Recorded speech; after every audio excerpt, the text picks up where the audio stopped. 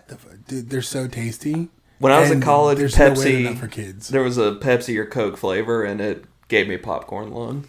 So really, that was definitely made in someone's house. Oh yeah. So like I have had an off and on relationship with nicotine. I haven't smoked cigarettes in forever. I was straight edge for years. For any of you who aren't hardcore, metalcore, know or don't know what straight edge is, it's just this is a dweeb on purpose. Right, yeah, with a hard pressed dweeb. This dweeb's got intentions. Yeah, no substance abuse, no promiscuous sex. Really? I didn't know that was yeah, part that's of what it. okay, so the Minor Threat song that started straight edge, Ian MacKaye, the singer, said, I don't drink, I don't smoke, I don't fuck. That was like no drugs, no alcohol. He's preserving his life force sex. For greater things. Right. So, and I probably got that wrong. Some straight edge kid's going to come in the comments and crucify me. Thank you for the engagement. Thanks for the engagement. And I was straight edge. I didn't like quote unquote break edge. I just felt, because I started using THC to manage my chronic back pain, I felt like, and a lot of people in the straight edge community have said, if you use it medicinally, it is what it is. Like, I wouldn't consider that a break, and that's fine. Personally, I did. I considered it just a separation from that. Also, like, I take Adderall.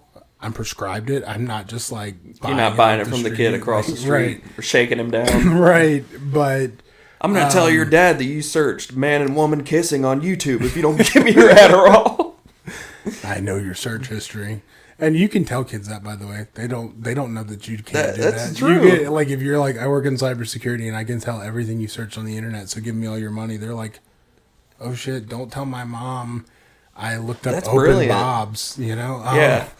But woman breasts. Large breast woman. But no, I separated myself from straight edge because it felt to me like I no longer fit into the community.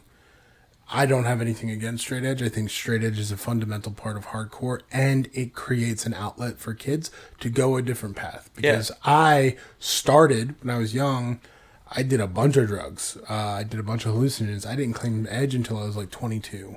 And then I broke edge when I was like 29. So a lot of people would argue you were never even edge. But you know, in your heart you were. Yeah, and I got the 3 X's on my heart, bro. You know? Yeah, and I have nothing against it, too, because I've been sober from alcohol since 2020. Hey, we're doing the sobriety episode. Okay. It came out of nowhere.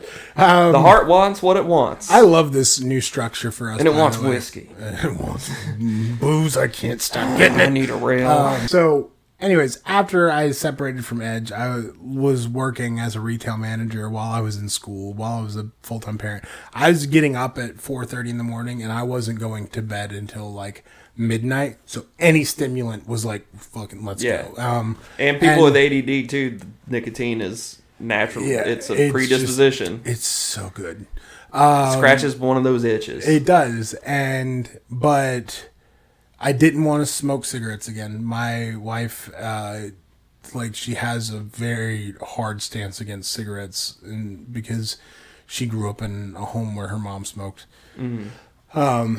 But I wanted to also be able to, because all my coworkers smoke cigarettes and they got to take breaks throughout the whole day. You gotta earn your break. And so I was like, I'm gonna go get me a vape, and I got one of those flavored vapes that, honestly, by the end of it, I was on zero nic, but like the first few had some nicotine in it, and there was like fucking pina colada and cotton candy, which, by the way, I am a giant man child. Like, my favorite flavors are anything marshmallow, cotton candy, bubble gum. Like, I am just a child. That was always the funniest thing to me, is seeing a dude your size just standing there puffing on cotton candy. Yeah. There's just a trail of it behind him. I'm but like, did you just go to Victoria's Secret? Like, I go to Cold Stone, and I will get cotton candy ice cream with marshmallows inside. Wow. And white chocolate chips, and it sounds crazy. If you like the cotton candy, though, dude, it is so good. It is so fucking good. I went through the whole book of flavors, dude. Like, there was, like, Maui Wowie and Hawaiian Punch, and then all the other flavors of Hawaiian Punch. And popcorn lung. Right. Popcorn. The buttered popcorn flavor. Those are so bad for your lungs. I did try that. By the way, it tastes like the jelly bean. Who is it? Jelly Belly makes them, the Birdie Bots or whatever. Yeah. But like, yeah, dude. And it's like, you can't tell me that you're not trying to get kids hooked on this shit. I'm going to preface this by saying I have chronic back pain. I slipped 2 discs in my back. I've talked about this. I think I talked about this 2 episodes ago by the time this one comes out. I've talked about it in multiple other episodes. I slipped 2 discs in my back. That's also why I look like a bloated beanbag chair full of cream corn in the body area. I've put on a lot of weight from it, but I try now. Yeah, you did it on purpose. It's endearing for the viewers. It is. See, you get me. No. I use THC to manage that back pain. It's hard to move. That's the only reason I bring up the weight is because we were talking about it a couple episodes back. But it hurts generally to get up. So I use THC in the evenings to manage the pain so I can get good sleep. I'm working on it. Physical therapy is really not in the cards anymore. I've done it very recently, but it was enough to get me walking. But by the time this one comes out, I'll have been done with it. I used it to manage my boredom. Okay, yeah. So you're chronic condition too. Yeah. But I am a DOT certified employee now, and I do not anymore. But I mean, if I were to be on a podcast that became my full-time job, we'd be blazing that shit up every day. Yep, we would become that podcast again. Yeah. We would talk about simulation theory every episode because we forgot that we did the last episode. We'd be like, welcome back to the Simulation Theory podcast. But no, I do use THC, so I'm not completely sober. I have been through a 12-step program when I was younger. And that was more so in solidarity with a friend that was an addict, but I did notice symptoms of addiction, and I think I was just able, like, going through that 12-step program helped me kind of acknowledge it and use the tools that they provide to get through it. But I was, again, mostly there for solidarity, not quite a sponsor, but to really encourage my friend to get sober. Which is a very important thing when you're trying to get sober, is having someone help you be there. Because if not, as we hear all the time, you'll fall back into the habit very easily. Yep. My wife is very much a sober living person. My mom used to read that magazine. That's Southern Living. Sorry. Yeah, there we go. Sober Living. Sober Liver. Southern Liver. That's what it was. No, it's just full of butter and bacon grease. Hell yeah.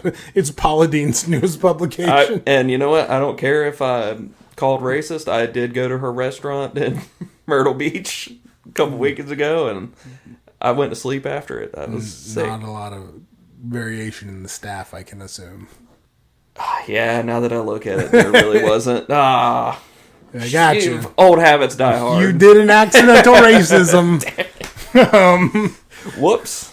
But no, my wife, she does drink very occasionally. I don't really have the problem with alcohol. My problem has always been, well, I should say I don't have a problem not drinking alcohol. My problem has been when I have drank alcohol, I have been the biggest asshole. Like, one of the funniest things that I tell people is, like, one of the last experiences I remember where I was, like, heavily drinking. This is pre-straight edge, right? So this is before I claimed edge. we were having like a party at a friend's apartment, and I got wasted, and the guy upstairs above their apartment was like complaining about the sound because we were having a full-on rager in an apartment building. Valid complaint. Right, it was a valid complaint. But then he called the cops when we told him to fuck off. And usually the next step. The cops showed up, and I was already a few beers deep. But I was like, I'm not going to stop. And then I faced down a handle of Fireball, which is just saying it out loud. That's really bad. It's rough. There's nothing... That's white trash, dude. Yeah, no, and it gets more white trash because then I took my t-shirt off, wrapped my hand in it, and went and broke every one of that dude's car windows with my hand. I woke up and I thought I'd been attacked by like a bobcat or something. You were attacked by the U-Cat. Didn't really have a lot of money back then, so I spent like 4 paychecks paying this dude for his windows. And that was also like a holy fuck, you have to stop moment. I had similar moments too, and I have not had alcohol at all. I'm not the type of person who can even just, I have the occasional beer. Once it hits my lips, on. That's addiction. That's addiction. Yeah. To use a clinical term. Yeah, and I mean, like, so many people, like... If you ever ran for office, they would try to use that to discredit you. And it is a savage world. Yeah, it is. And they would try to bring you to your knees that way. But a lot of people need to understand, like, addiction is just a symptom of your brain. It's a human thing. Yeah. And a lot more people deal with it than you realize because they're able to keep it buttoned up. And I don't know how to explain this to people other than, like someone somewhere figured out how to ferment things and make alcohol, how you can turn poppies into heroin. And those fucking people, you'll never hear that story because they're dead, because they fell into it, because that was like addiction. When all of these things are discovered, addiction isn't like a well-known... Fuck, you go watch the Andy Griffith Show. From like the first season or whatever. I don't think they had seasonal structures back then. But the first couple years of the show, everybody was smoking cigarettes. Andy Taylor, the guy who played Andy Griffith, smoked cigarettes on set. And then they found out in the middle of the Andy Griffith Show that cigarettes were bad for you and were addictive. And Andy Taylor quit smoking. You can see a clear-cut point in history from one television show, which other television shows too. I just remember that one particularly because my dad was telling me the story of it. But like, you can see in history where people figured out that something that they love is actually addictive and bad for you. And then they started figuring out other things. And then the CIA made crack and put it in the inner cities. They did. And that's a whole thing. So, and I'm... Who thought of that? It sounds That's funny. Devious. Sounds funny. I 100% believe that happened. I do too. I'm sure there's documentation out now that proves it. The whole thing is, like, addiction is just a natural part of life. It happens to people. And it's like it is disgusting to me to get on the internet and you see a video of someone who's like, hey, I got my life together. Or, hey, I lost my loved one to addiction. And people are like, well, you never should have started doing it. Yeah, they deserve to die. And it's like, okay, well, this is where we are. Hey, when you eat yourself to death and you have to have a triple bypass, it's because you ate too much, right? It has nothing to do with the fact that we have an obesity epidemic. I don't want to hear anything about the way that food and healthcare are designed in this country. If you die of a heart attack, that's you. It's the same level of insensitivity. And I don't feel that way, by the way. Let me clarify. I do not feel that way. Yeah, I was like, wow, there's a new part of you. You're just peeling back your layers. But that's the same mentality. And it's always some 600-pound dude who looks like a pig man and is sitting there going, I'm glad your boyfriend died of heroin. I'm clean living, baby. Yeah, and it's like, dude, like, it doesn't look the same for you, but I have a food addiction. Okay? That's the problem is You can't just quit eating because you die. You can't take away this. You and your wife can't both just commit to not eating anymore. And because of the fact that I'm afraid that if I really hunker down and try to stop eating, I'll go the opposite direction and potentially develop an eating disorder on that side of things. I need to get into therapy. But as we discussed 2 episodes ago, the healthcare system in this country is a fucking joke. And so any of that stuff is just hard to manage right now. And I'm still just trying to get to the point where I can walk up and down my stairs without being in agonizing pain from my back.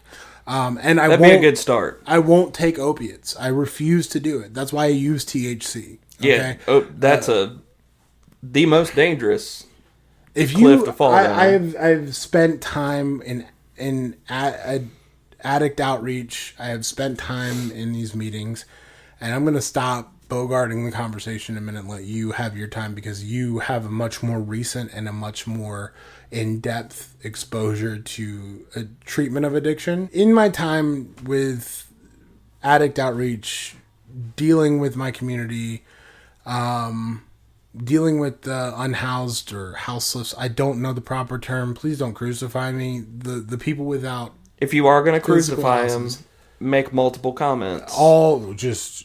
Every thought you have needs to be a separate comment. Yeah. Try to get us at least to 50 on every video. Yeah. No, I don't know the proper term, but people without structured houses around them, those people, if you spend time talking to them, if you spend time talking to someone who is addicted to heroin, 9 times out of 10, they're not stoked about it. Yeah, it's not a goal in life. They're not. They understand where they are. They understand what they're experiencing, and it almost always started with something. Because, by the way, I'm not going to say our pharmaceutical companies were held accountable because the government's version of accountability was they got a slap on the pinky. Slap on the not even the full wrist. Like it was like, and they were like, "Ow, that hurts. Got to take another dose." But there is hard evidence that the pharmaceutical industry pushed opiates, and doctors have been, and that's the thing. They're financially rewarded for it. You never see a pharmaceutical CEO go to prison, but you do see doctors going to prison for it. And realistically, you want to get to the top of the problem. Again, that we're going to see more Luigis for reasons exactly like that. It is what it is. But the opiate epidemic ruined a lot of people's lives. Yeah, it ruined whole towns. There are ghost towns now, like in West Virginia. Started because anytime you'd go to the doctor, you go, "Ow, my back hurts. Ow, my elbow hurts." Just take these and shut up. And I have a guaranteed revisit when you come to refill the prescription. Here's a lifetime supply of hydrocodone, and just go crazy. Yeah, and it turned these people into addicts, and then all of a sudden, people started wisening up, and then they started pulling back on the opiates, or they realized that they had people hooked, and so they started raising the prices, and so then these people couldn't afford it, so then what do? They go to the street. So it starts with a pain management request, and it ends with them being hopelessly addicted to a drug that they don't have the resources or the money to get away from. They need this now to function, and that at the root is the issue with addiction in our country. It is not the people. It is the fundamentals of the system that built this problem for these people. And then you have some stupid dickhead named Dale on the fucking internet going, "I just think you should know better than to start it." And it's like, okay, this dude he shotguns a beer. Okay. Yeah, this dude worked construction for 30 years and he hurt his back. And he went and the doctor gave him pain management, and now he's addicted to heroin. Yeah, and it was not his fault. And he felt like he could work again. Right. It made him feel all right. And then he realized we just want to feel all right. He said, "Well, I feel better now. I can work. Maybe I should stop trying to take it." And then he stopped taking it and he goes, "Well, I feel bad again." Well, and back to where I was. He's going through withdrawals. Yeah. And withdrawals feel a lot like the pain that you were fighting off and you're staving off, because they're not giving them pain management tools. They're giving them medication that stops the pain. It's a quick, easy. Right. Yeah, it's just So that's my whole take on addiction. I think it's a fundamental problem. I think it loops back into the fact that our country refuses to acknowledge the need for universal health care, despite funding it for Israel. And our country refuses to give the people in this country, the taxpayers, anything beneficial with their tax money. Instead, they continue to stop making billionaires pay their fair share, which the moment I think most people think of in terms of economic prosperity in the United States. What time frame would you think it is? 1950s. Yeah. Perfect, right? The 1950s. FDR taxed billionaires, or the upper 1% of our company, or of our country, 94% over like $3.5 million. The 1950s, aside from the fucking racism and awful Jim money Crow, can't fix that. Yeah, all that bullshit. Which it rolled into civil rights, but the 50s into the 60s into the 70s, that era was because billionaires, or the equivalents of billionaires, were being taxed at such a high rate that it went back into the infrastructure, it went back into the economy, and it funded social programs. Medicaid and Medicare worked the way it was supposed to work. Okay, we saw less addiction until they put crack in the inner cities, and I'm gonna continue to like make that little buzz, but like that really was a part of it. If we get taken out by a dude in a black turtleneck, I'm blaming Luckily, you. we have our Guadalajaran friends here to protect us. Actually, from we that. do. That's being funny pays off. It does, but no, like in all seriousness, Citizens United was probably one of the worst things that's ever happened in this country. Okay, Reagan, I can't wait to get to hell so I can beat the shit out of Ronald Reagan. Like, that's my dream, okay? What if you did that, but then they were like, oh, you just earned a ticket to heaven? Yeah, they're like, hey, you know Cheat what? code. This was a test. You passed. Get up there, buddy. And I'm just flipping Reagan off the whole way. Yeah, you're getting taken floating back up like, fuck you, Reagan. But no, like, honestly, like that, there's a very visible point where all of these problems started. You and your wife are both sober, right? Right. So take it away, because like I'm done talking for a while. You know, we spent a lot of time not sober, and I think the thing I think about is before I even had my first drink, I was unhappy. I was unhappy while I was drinking. There's a little connection there. So what are we going to do about it? But I personally think that the actual gateway drug is alcohol. It's not weed or whatever. Yeah. It's the actual drug that can impair your cognition. I'm not trying to interrupt what you're saying, but I think accessibility is the gateway. Yeah. And because I don't know if we actually ever... Because it's like every other commercial. It's right everywhere. I don't know if we actually ever partied in high school together. We never partied together. But I was a big drinker in high school. Yeah. I don't know if you were, but like... No, I wasn't. I didn't spread my wings and fly in the alcohol till about college age. Accessibility is what did it for Yeah. me. Like and that was the gateway. It wasn't...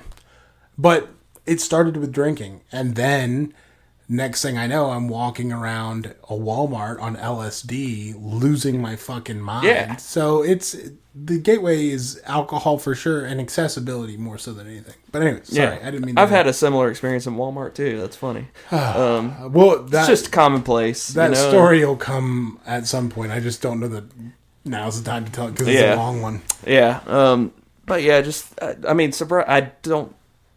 I'm the type of drinker, or was, where it hits my lips, I don't stop till I'm borderline dead. And I don't think I would have been able to be a dad if I was still drinking. I know I wouldn't have been able to. And I've accepted the fact that I'm not the kind of person who can ever go back to drinking. Ever. And I don't allow myself to entertain that thought. But at the same time, I don't vilify people that drink and stuff. I'm not like a stick in the mud. Like, I hang out with people who are drinking all the time. Yeah. And I even am at the point where I can drink non-alcoholic beers, and I enjoy them. And I'm like, oh, this is what they taste like when they're not shooting past my tongue at like 70 miles an hour. There are some points where I just want the flavor of a beer, but I don't want to be drunk. Yeah. And so, like, especially, dude, it's the summer. They're becoming hugely popular with our generation, too. Non-alcoholic beers and stuff. Spider-Man, Tom Holland, made his own. He made his own brand of non-alcoholic beer, and I haven't tried it or anything, but like it's a big thing because we also are the product of that generation that was victimized by the pharmaceutical companies. So we know what addiction. You see what it does, and I was raised by an addict, my mom, and she'll never. I mean, I don't. She'll ever see this, and we'll never have the conversation. But she.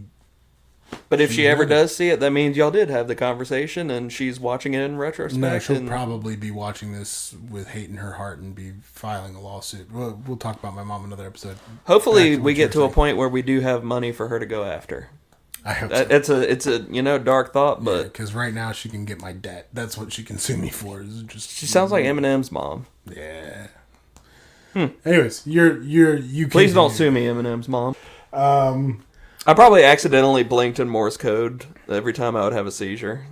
I wonder what I said. What if that's another glitch in the algorithm and that's like just binary code that you're blinking out and you're like, oh that is what having a seizure feels like. It literally feels like having a glitch in our reality because your brain starts having...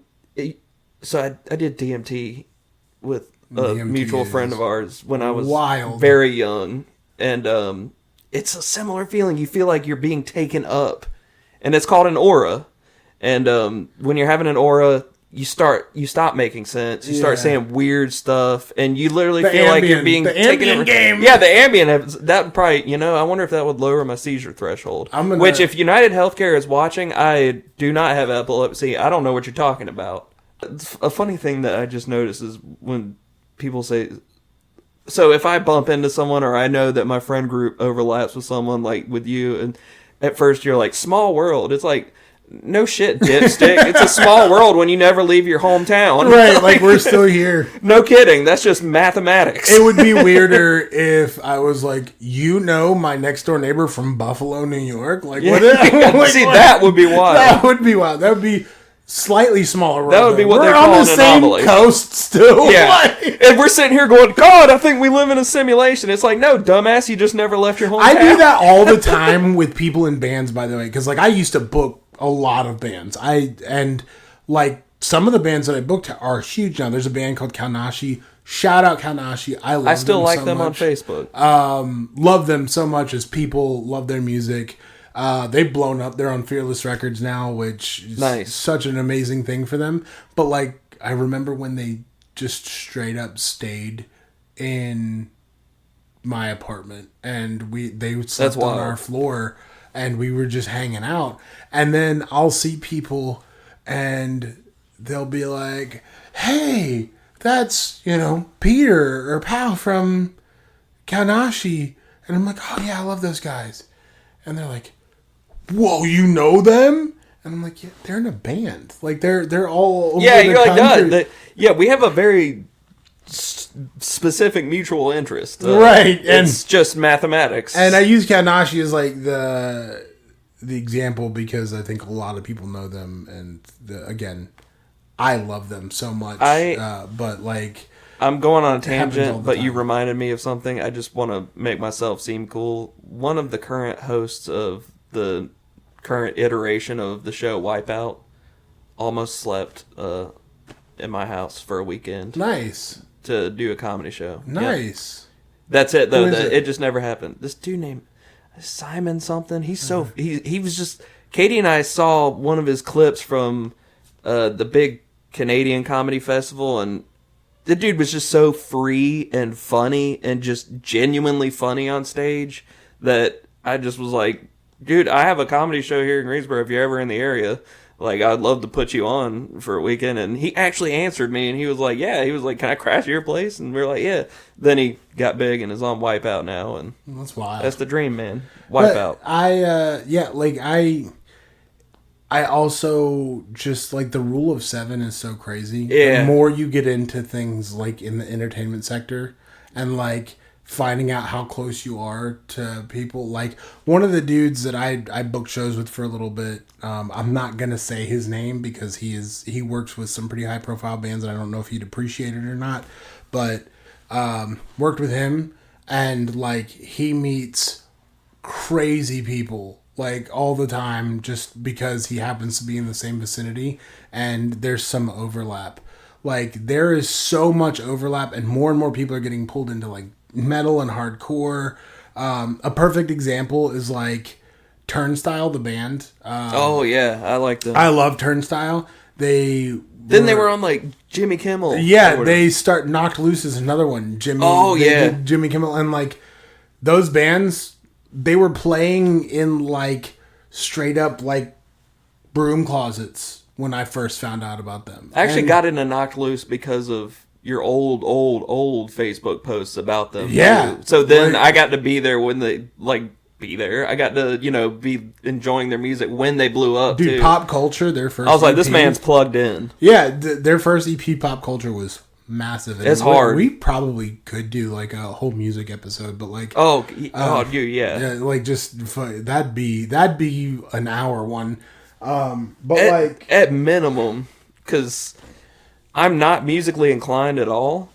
I mean, I might have a mixtape from college that I made floating around on SoundCloud that got a lot of play under a pseudonym, but aside from that, I'm not musically inclined, but I just love all kinds of music. To be fair, like I'm really not that. I can count to 4 and I can do metal vocals, and that's why I was able to do what I did. I used to want to be like you too, because I wanted to do metal vocals, but just never learned. I don't know how it would sound with my voice. I have kind of a nasally high voice. Dude, different we were just talking about Knocked Loose, Brian Garris. Oh yeah, people used to clown him all the time. Dude had one of the most unique voices. Dude, he puts all of his guts into his screaming and stuff. One of the reasons that they blew up is because it was unique. You embrace what's you. Yeah. Also, Isaac writes insanely heavy guitar riffs. Like, he's figured out how to restructure breakdowns. It's crazy. But like, and again, you see, like I'm plugged into Knocked Loose. I don't know them on a personal level. I know people who know them personally, though. My wife and I met his girlfriend at a show because she was selling merch. Nice, yeah. And I've met her too, and she's super sweet. But like, I know one of my favorite people in the music scene, Jacob Lilly. He plays in a band called Chamber. He's the frontman for Chamber. Just one of the sweetest guys in the world. Shout out Jacob if you somehow see this. And like he knows them. Another goal. Let's get to that point. Yeah, he's friends with them. I'm just gonna spam his socials with bot accounts until he finally looks at the video. I'll be like, "See, Cole, we did it. We did it. You did it, buddy." But meeting people in your art who become big. Yeah, it's some people would maybe take it as they become bitter and jealous. Wherever I take it as inspiration. Yeah, like that person, they did it. It's so I can too. Funny because I used to not want to talk about the people that I know in music or comedy or anything because I felt like it would seem like I was just trying to flex my friends. I don't care. I'm proud of them. I think they do such cool shit.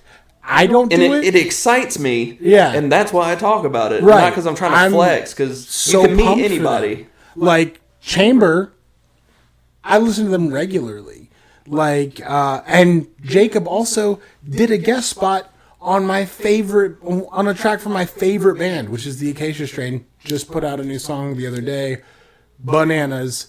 The only band other than Bayside, which is like my other favorite band that I have listened to consistently for almost 2 decades. Yeah. It's crazy. But it's not, oh, look at all the friends I have. I'm so stoked about what the people I know are doing and how successful they are and how cool they have become just because they they had a talent and they had this drive to do what they wanted to do. And I have that drive, but like my drive took me in a different direction. As far as what my success looks like, it looks different than theirs, but I don't want to stop celebrating their success just because. Yeah. Which is a good way to tie off this episode about addiction, because we have made it to the other side of this. Correct. Both of us have made it to the other side of what could have been a lifelong. Like we were joking about. Yeah, it, I kind of like, just got chills when you said that, because Yeah. I'm thinking about what could have been, really. Yeah, and that is a very, because like I was just joking about it, but like I did sell drugs when I was younger. Like I did that to survive, and I sold hard drugs. Like we basically all stopped doing what we were doing because black SUVs kept showing up around where we were. That's usually a bad sign. It's not a good one. And we were so young, but some of us had the wherewithal to sit there and go, we should be concerned about that, and we now need to make a decision.